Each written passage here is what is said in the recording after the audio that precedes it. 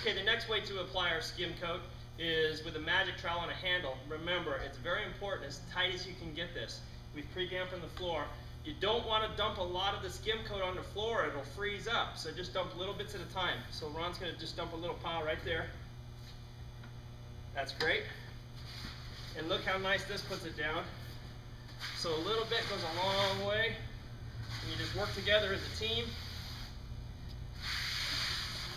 Like he has just about the right amount, so we'll go right back up to where we just started. So you can see how hard I'm pushing.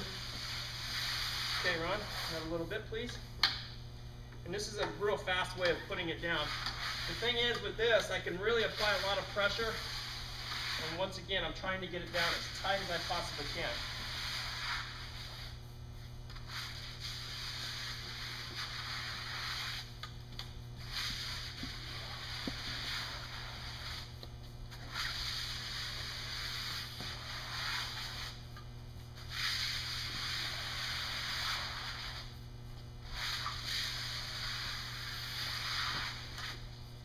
On a bigger scale, jump a little.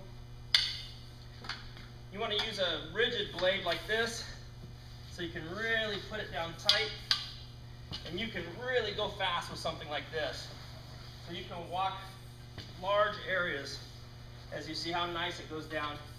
The key is don't dump big amounts of material on the floor, and we'll let this dry.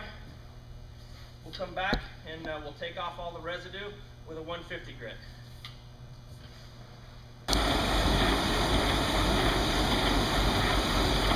Alright, here we are back out on our floor roughly 3 hours after we've applied our real thin skim coat and micro-topping.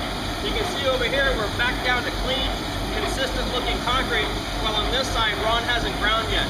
To recap, we applied our micro-topping after the 80 grit metal bond, and Ron's removing it right now with a 150 metal bond diamond.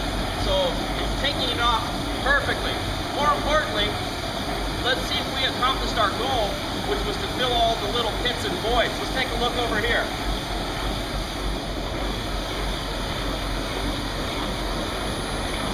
So as I look at this floor right here, and I'm looking very hard, I don't see one bug hole or one pinhole.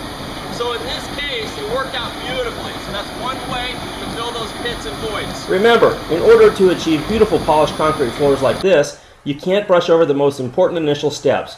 Do a thorough job with your first coarse grit to achieve a uniform surface, address those existing joints, watch those transitions, and make sure you fill those voids and pinholes, and you too can have beautiful floors like these.